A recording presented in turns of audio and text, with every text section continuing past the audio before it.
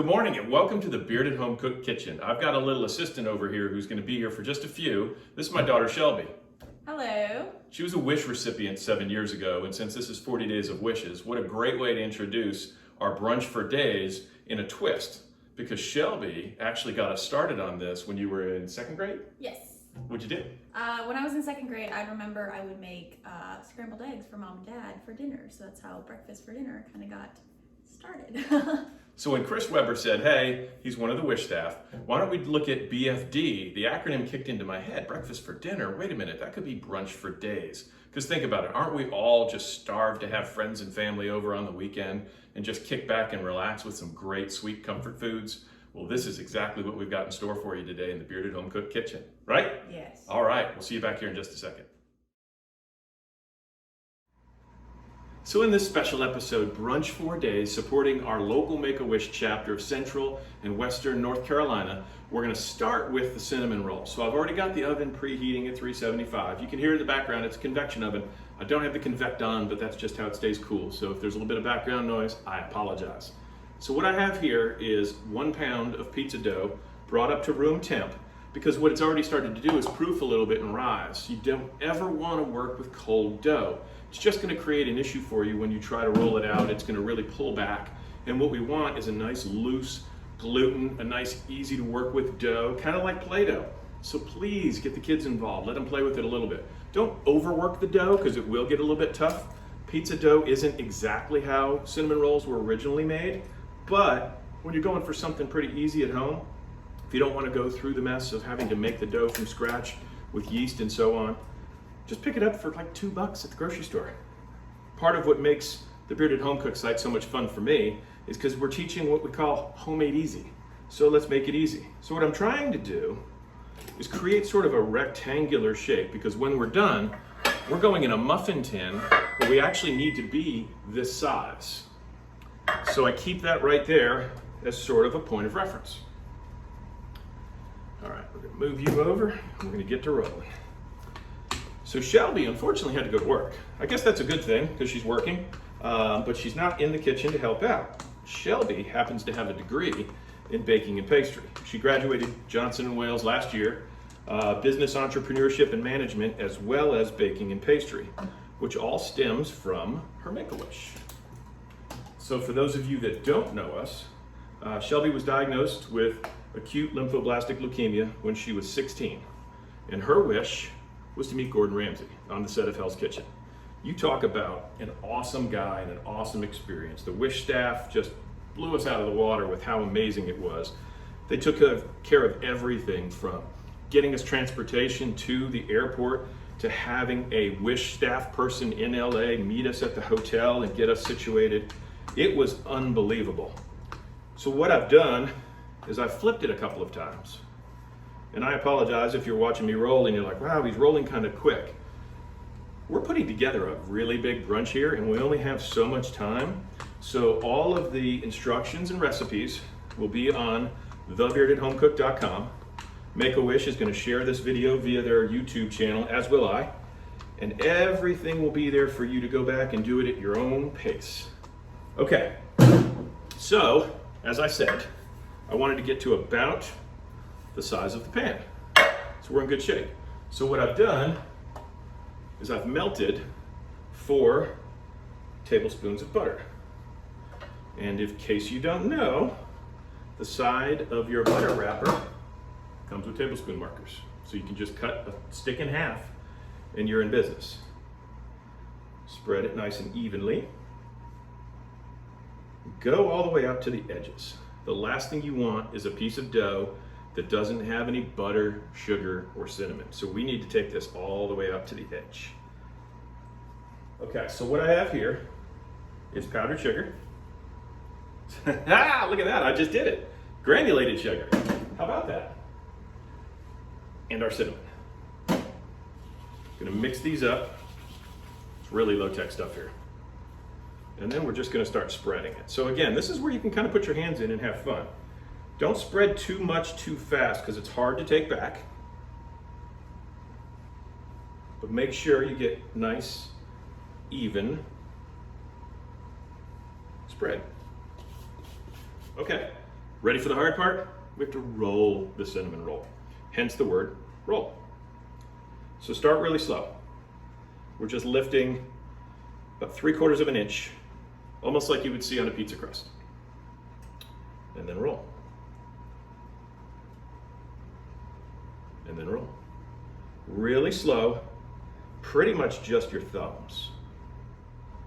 Do not rush your rolling. If we start moving too freely and you start oozing some of the stuff like this is right here, here's the best part. That means that that's totally covered. We're just gonna spread it out. I don't want it coming out the end because then it's never gonna be back in the cinnamon roll. So I'd rather spread it to other areas and make sure we keep all of that yumminess.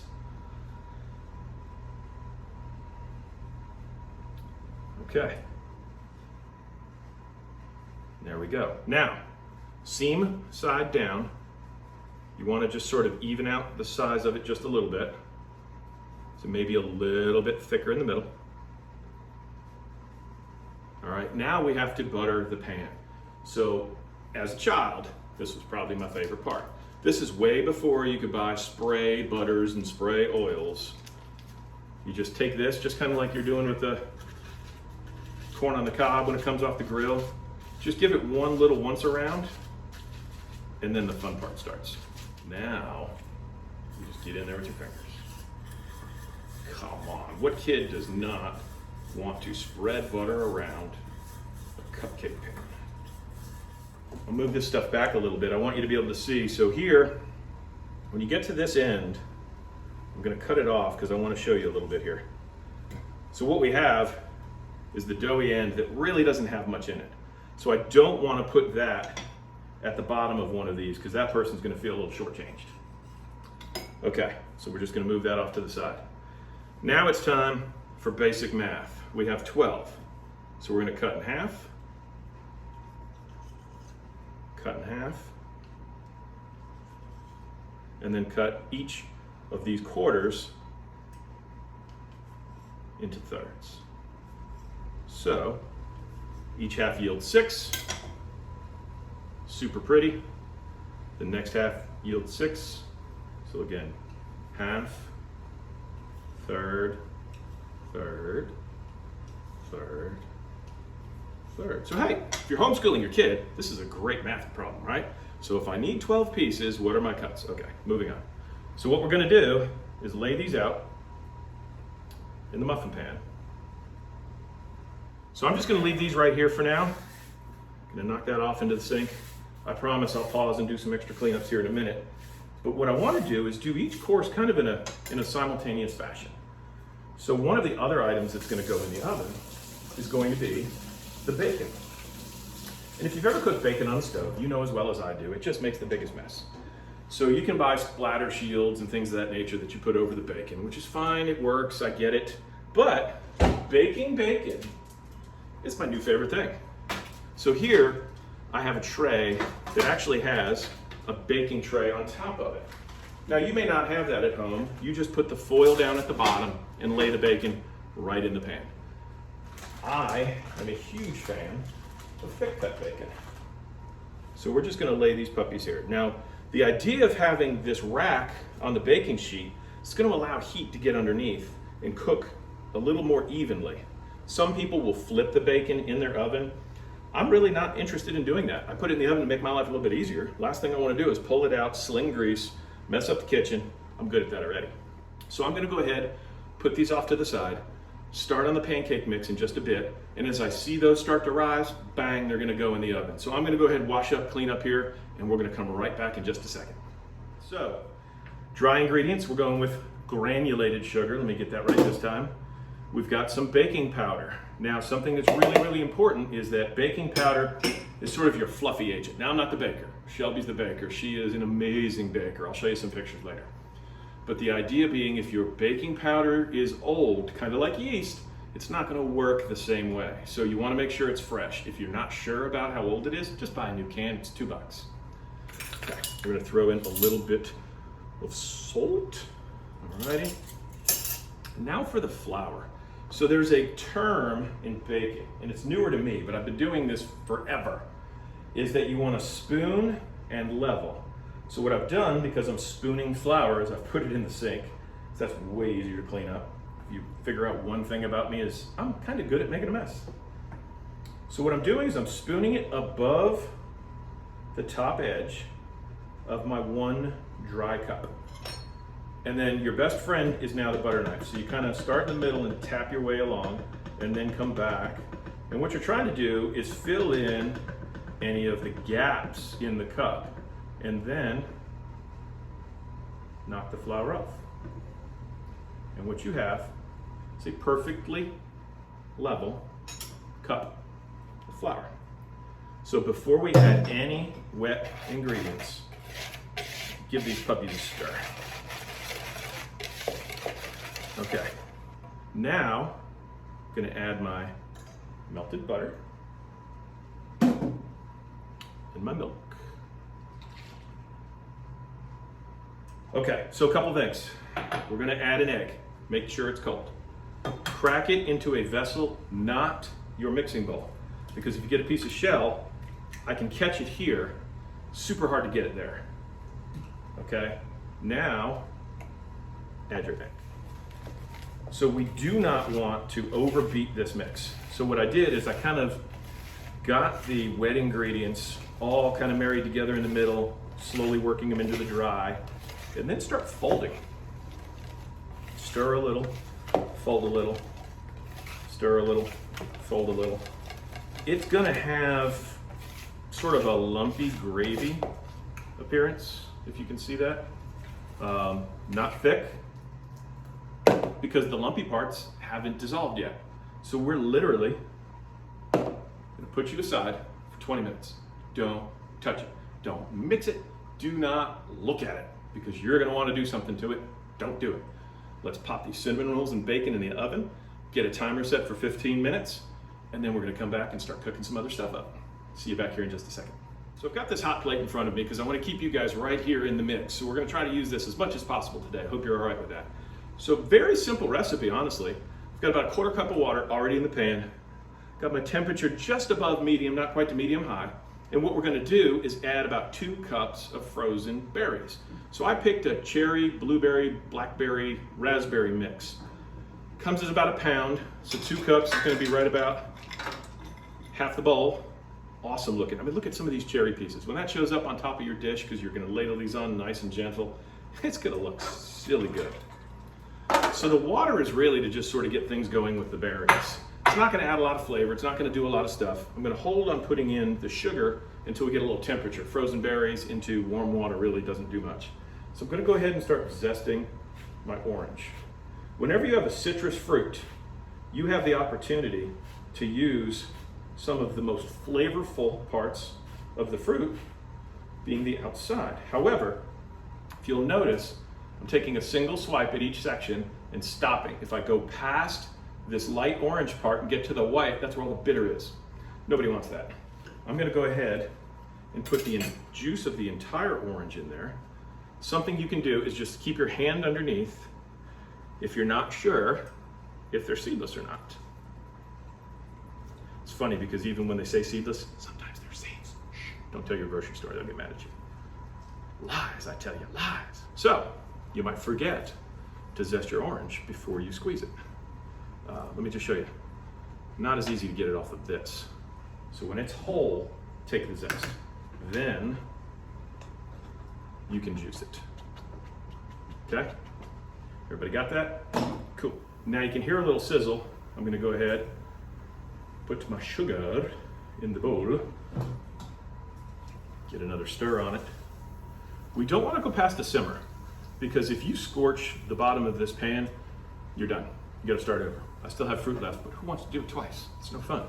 So we're gonna keep it on that just barely above medium. So this is sitting at about a 6.5. And we're just gonna let it simmer, simmer, simmer, simmer, simmer until it's done. That's really it. Between the time of everything in the oven, baking or cooking the pancakes on a flat top and everything else, if this had to cook that entire time to get exactly right, totally cool, we have time. So I'm gonna go ahead and wrap up the frozen berries. I'm gonna check on the cinnamon rolls, get you a little snapshot of what's going on in the oven, and then we're gonna come right back. See you here in a second. Okay, we've got some sizzling down below. Look at the nice rise on those things. So just a quick shot of what's inside the pot. So I'm trying to make sure you can involve the children in this. So I've got my box grater. You can see I've already started on my first potato. Got it down to right about there. You want to use a potato peeler first and get all the skin off the carrot and the potato. It will turn brown and look awful. What you'll notice, so I'm using one that kind of looks a little different than what you're probably used to as a child. It just keeps you a little bit further away from your fingers. So I prefer this one. So 1 carrot, 3 potatoes. I'm gonna go ahead and pull that little stubby end out. You're not gonna go all the way to the bottom. You don't wanna lose your fingers. But I did this as a kid. Partly because there was no such thing as food processors when I was young. We did everything by hand. We even had a meat grinder attached to the counter. So I'm gonna go ahead and do a little bit more of this. I'm gonna pop the stuff out of the oven. Their timer just went off, and I'm gonna see what we have. So things are cooking quick. Let's see what we've got. Okay, so bacon's still going, but here they are. Got just this light golden edge to everything, and that's exactly where you want to stop. If you feel like they're a little underdone, I'd much rather they be a little bit on the doughier side than a little bit on the overcooked side, because it is pizza dough. It may come across just a little bit tougher. So I'm going to set this over here, let them cool a bit before we attempt to do anything with them. All right, I've just set another 5-minute timer on the bacon. Now we're going to go ahead, get that other potato going in here. So if it brings you back to your childhood when you're doing this kind of stuff, that's kind of the idea behind it, right? Because Make-A-Wish is all about the kids. Something that a lot of people don't know. If you're watching this, you probably do. But it's to grant wishes for children who are facing life-threatening illness. So keep in mind, life-threatening doesn't mean life-ending. As you saw, Shelby's a happy, healthy 23-year-old who was diagnosed with leukemia at 16. So there are tons of kids that this changes the direction of their life. That wish has been such an incredible journey for them. And in often cases, it's the only positive thing to come on an entire year. In her case, she was in treatment for 800 and, oh gosh, what was it, 37 days? Something crazy like that. So when you can go away and meet a food icon in Los Angeles and be treated like a princess, it's pretty spectacular. Just take a peek, I'll show you a quick picture. So what I'm gonna do is kind of just sprinkle a good amount of salt on top. A couple reasons for this. One, seasoning, flavor.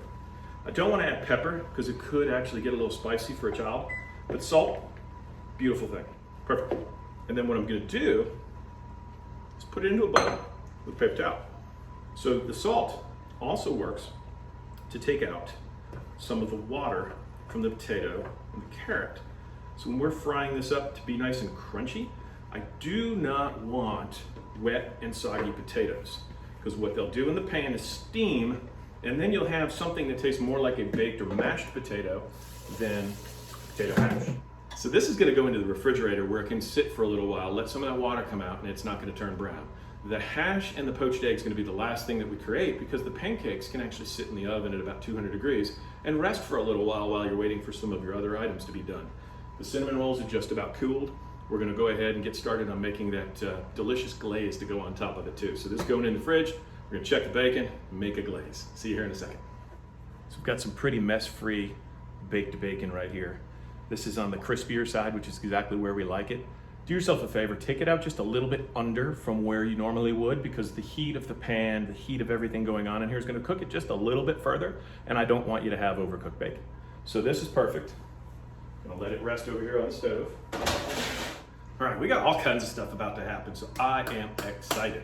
So first thing, we passed that 20-minute mark earlier we were talking about. Now you can see much thicker. Still a couple of lumps, but again, homemade. 40 to 50 calories less, ingredients you have in your pantry, no artificial flavorings, colorings, preservatives, none of it. Very cool. If you don't have a second whisk, you might need to throw that one in the sink and take care of business. So here we have 2 cups of powdered sugar. If you look, powdered sugar, very different than granulated sugar, so it's super important. We're gonna add some butter, a little bit of vanilla extract, and some hot water. Now the butter needs to be at room temperature. So if you've left it in the fridge too long and you totally forgot, if you can get the middle to start to melt out of it in the microwave, 10-second pulses at a time, you're probably right about where you need to go. So go ahead and pop that in there. It should come out very loose and pasty, So this way it's going to incorporate well. I'm not trying to make it gross, but loose is the right word. So I've got the hot water over here. 1 minute in the microwave for 6 tablespoons of water, and it's going to come out blazing hot. Do not stick your finger in it to check it. You will not be happy. Okay, I'm going to go ahead and put in a teaspoon of vanilla. We've got some bourbon flavored vanilla extracts and things like that in here. You can get some that have like an orange flavor to them. Have fun with it. Get something that you guys would really, really enjoy in your glaze. Because otherwise, it's powdered sugar and water and vanilla. So put in about half of the water and just start to mix. It's going to be very, very thick at first. Kind of scrape the sides, move everything around in the middle. What you want is that perfect glaze, like very thick syrup, as if you put the maple syrup in the refrigerator. Because we want it to lace and dress the cinnamon rolls and not run away.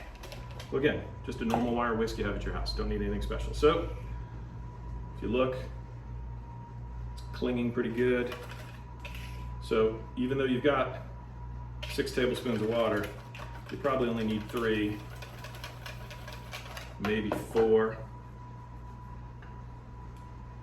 Bring these beauties over here. Grab a spoon. And again, great opportunity to involve the children. Just drizzle. All right. While we were away, I pulled out this griddle. This is something that takes me back to my childhood. My grandparents had one, we didn't. Whenever we made pancakes at home, they were always a train wreck. Go to grandma's house, she's got the griddle, it's non-stick. That's when Teflon became the thing. Big success. So I've got this set at about 350. This one has this unique little hot spot over here if you're trying to get it extra crisp. So I really only have about half of it to work with, but that's fine because again, this is just to show you the basics. So we're right at about a medium on here, 350-ish range. I've poured some of the batter into here. And what you want to do is leave some in the bowl because you may not use it all today. And it'll hold in the refrigerator. And we're going to pour little 4-inch or so discs that are going to stretch out on their own a little bit. So leave room on all sides. They might touch it just a little bit with a pancake. You've probably made them before, but I'm just going to hit on some of the basics. The oil is going to help the non-stick not stick because sometimes Teflon gets a little worn out and it wants to stick. So you're just giving yourself an insurance policy. Got a pan ready to go with with aluminum foil over it. They're going to wait in the oven while everything else is done, and they're going to be luscious. You do not have to worry about that. The pancakes have spread out to their size, and what you'll notice is the edges are starting to dry just a little bit. So the bubbles are happening there first. That setting of the edge will then start to dry a little bit further up the side of the pancake. You've probably made them a million times, but I'm just giving you the science of it. And so what that does is that really clues you in that you're going to be ready to flip soon. Pretty simple stuff there. You can see this one's really, really looking great. Got a little bit to go on the edges over here. So even the order you poured them in doesn't necessarily mean that that's how you're going to flip them because this is hotter on this side. Okay, so that edge right there is still taking a little bit longer than I'd like. So I'm going to go ahead and get this one flipped. Little lighter than I would probably normally go, so we're going to go ahead and make sure that those edges fully set. There's a couple good things about it. First pancake's always a little bit on the edge. That's usually the one I eat. By the time you get to the 3rd and 4th and 5th and so on, they really look perfect. Those are the ones you give your guests. And since the cook is almost always the last one to eat, the one that doesn't look quite ideal is typically at the bottom anyway, which is the one you're gonna eat. So everything is cool. And you know what? We're putting some fruit on there. Maybe it doesn't matter. It's brunch. It's not like you're making a 12-course meal for the king and the queen. Look at those beauties about to rest in the oven. Can't wait to see you out here with the fruit. Just a few minutes. So while the water heats up, this pan heats up. I'm gonna go ahead and get a little olive oil going in here. Be kind of liberal with the olive oil in this, partly because we're dealing with root vegetables. They're very starchy, so to get them good and crispy, they're gonna need a nice level of fat. And you can add a little butter at the end. I put it on the recipe. Me personally, I'm an olive oil junkie. I'd much rather have that nice crisp flavor of the olive oil in there instead of the butter fat, because then the egg and the yolk and all that delicious is gonna really kind of fill the other fat void for me that I'm really looking for. So I'm gonna let these heat up. I've pulled the hash out, and if you look, there is a ton of liquid in there. To strain off the liquid, all I'm doing is picking this up, putting it into a strainer, and just sort of squeezing. And I mean, golly, that salt did its job. And you're thinking, oh, I don't want it to be salty, but all of this moisture has now come out, so is a lot of the salt. So it's really not gonna be salty. You'll be able to adjust to taste when you're done. But by leaving in the paper towel, I'm able to keep all of the potato and carrot in the strainer. Look how much moisture I just took out of there. I mean, that's gotta be a half a cup that I'm not gonna be putting in to my pan. That's crazy. Of course, it's in my sink, which needs a little bit of love right now, but that's a totally different situation. So you'll notice it got a little quieter in here. The oven dropped down to 200 degrees. It doesn't need to run the fan anymore. So now you and I can actually have a heart-to-heart talk, because there's nothing worse than watching a pot of water boil, except for a kid sitting at home waiting to have their wish granted. So unfortunately, with this COVID disaster, this pandemic has closed down so many things that these kids have had their wishes set for, whether it was to go to Disney, to go to a foreign country, to go scuba diving. There's so many things that these kids have their hearts set on, and it's the one glimmer of hope that they're looking forward to. So if you wouldn't mind, I'd love for you to consider giving to the wish organization of your choice. Here in North Carolina, I'm gonna pop that up on your screen real quick. A simple donation just to help these kids out, because once everything opens, there are hundreds of kids just in my area alone waiting for their wish. We're gonna get everybody working as quickly as we can to get those granted, but your help is super, super important. It is 40 days of granting wishes, right? So let's get after it. Okay, I have a really hot pan over here. Like, I'm actually starting to get overheated. This burner is cooking. So I'm gonna go ahead, and I know this is terrible. I just washed my hands, I promise you. I'm gonna go ahead and just start sprinkling in some of the hash. Sizzle. You've got to get sizzle. If you put this in and you have no sizzle, shame on you. You did it wrong. Okay, now that I've gotten that out of the way. Okay, so we have great news. Can you see all the steam in front of me? I've got some boiling water. I'm gonna take this down, about a 7. It's got an 11 on it, so again, we're north of medium, toward medium high. Put a good teaspoon of salt in there. While the salt's here, I also want to taste this delicious hash. I can smell the carrot caramelizing, so it's going to have a little residual sweetness. The crisp is beautiful. The sugary little bit of carrot is just enough. I'm going to add a touch of salt, because again, we're still cooking it. I don't want to put too much. People can adjust as they wish once they get it, but I want to make sure that the balance is there. And because that carrot has that beautiful sweetness, I want to give it just a little bit more salt to get us where we want to be. All right, so I've got some great browning on here. I'm going to knock this down just below medium to like a medium low. I don't want to have to throw it in the oven if I don't have to, and I want to get focused on this here. The simmer dropped a little too much, so we're just going to adjust it up. Now I'm going to put in a tablespoon of vinegar. Do not worry, you're not going to taste it. If you're extra concerned about the vinegar taste, use rice wine vinegar. Super, super versatile, very, very neutral. I'm a white vinegar guy. It makes it easy for me. I want to get that simmer just a touch higher. So I told you before, keep the egg cold. I've literally put it right here. So it stayed cold until the last minute. So we're going to crack the egg into this little bowl, which the bowl is also cold. Kind of works out. So if there is a shell issue, we can address it right here. No shell? Okay. So I am going to start a little whirlpool. Get it going nicely. Do not burn yourself. And then pour right in the middle and watch the magic. See, that vinegar is doing its job. It's really pulling the white together. I lost a little piece there, but really the one that's going to come out is going to be absolutely gorgeous. So what I'm noticing here is that the egg is just starting to lift off the bottom. You don't want to mess with it. You want it to do it itself, because if you pop the yolk inside, you're done. Not only is your water gone, your egg is gone. So you've got to start from scratch. So let's not do that. So just kind of keep an eye on it. Make sure you've still got a nice little simmer. It kind of wiggles around a little bit as the bubbles get up underneath it, and then it's just going to lift itself up. If you look really close around all that steam, see the bubbles directly underneath it? That's what's going to pick it up off the bottom. And once it floats, we go another 30 to 60 seconds and we've got the perfect egg. All right, the egg broke loose. It's really quiet in here suddenly too. I kind of like it. All the sizzling's done. It's like, oh my gosh, it's the calm.